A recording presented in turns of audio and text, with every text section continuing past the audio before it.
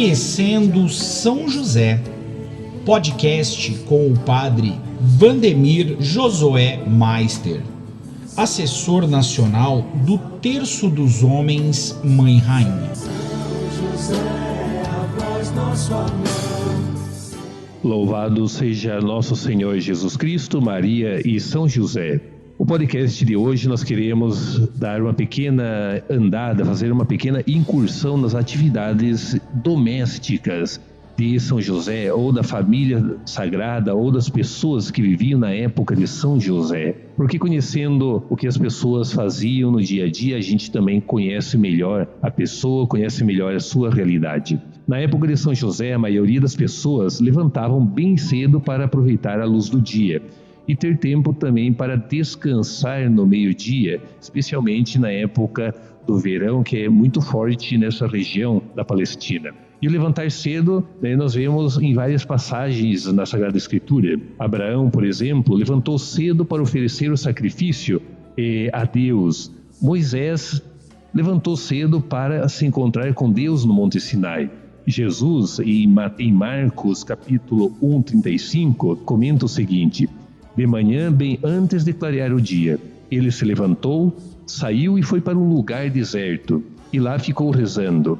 Interessante essas menções sobre o levantar cedo, que era para aproveitar o dia. No entanto, era possível também ficar dormindo até mais tarde, mas isso praticamente era quase impossível, tendo presente que todos dormiam no mesmo espaço, dormiam juntos, na mesma plataforma ou no mesmo quarto. Quartos separados eram somente as grandes casas ou aquelas pessoas ricas que compunha a menor parte da sociedade. Interessante que a gente vai compreender aquela passagem de Lucas que Jesus cita, Lucas 11:7, que diz o seguinte: e se lá de dentro o amigo responder, não me incomodes, a porta já está trancada, eu e meus filhos já estamos deitados, não posso levantar-me para tirar os pães.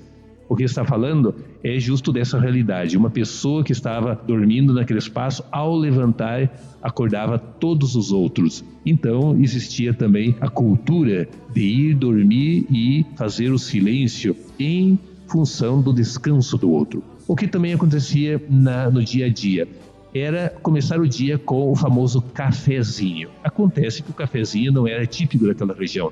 Aquela região se tomava muito chá. O dia era iniciado com uma refeição informal, com um pedaço de pão e dentro azeitonas, queijos, frutas, e algum tipo de doce. Não vamos dizer que é as compotas que nós temos no dia de hoje, mas era algum tipo de doce produzido a partir das frutas.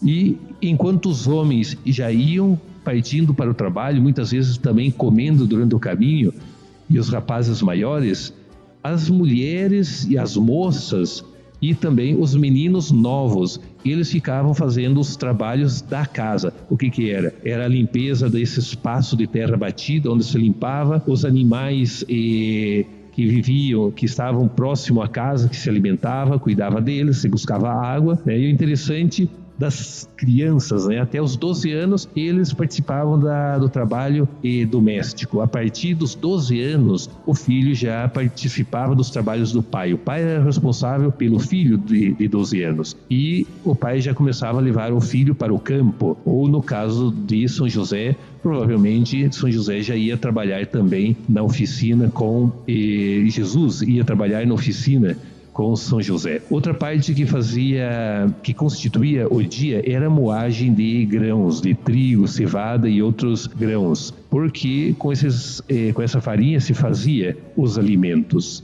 E interessante que fazia parte do dia a dia o ruído desses moinhos aí. Em Jeremias, no capítulo 25:10, nós temos uma passagem interessante que diz: farei cessar em seu meio os sons de festa e as vozes de alegria, a voz do esposo e da esposa, o barulho da mó e a luz da lâmpada.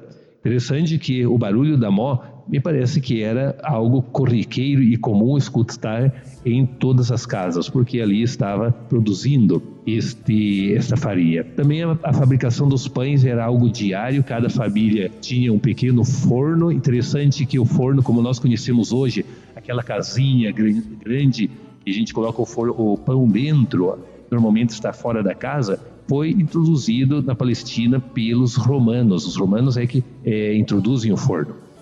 Existia o forno da família, como também existia o forno comum, aonde as pessoas levavam, colocavam seus pães lá e uma única pessoa cuidava de assar esses pães durante a noite, e de manhãzinha as famílias passavam a pegar esses pães.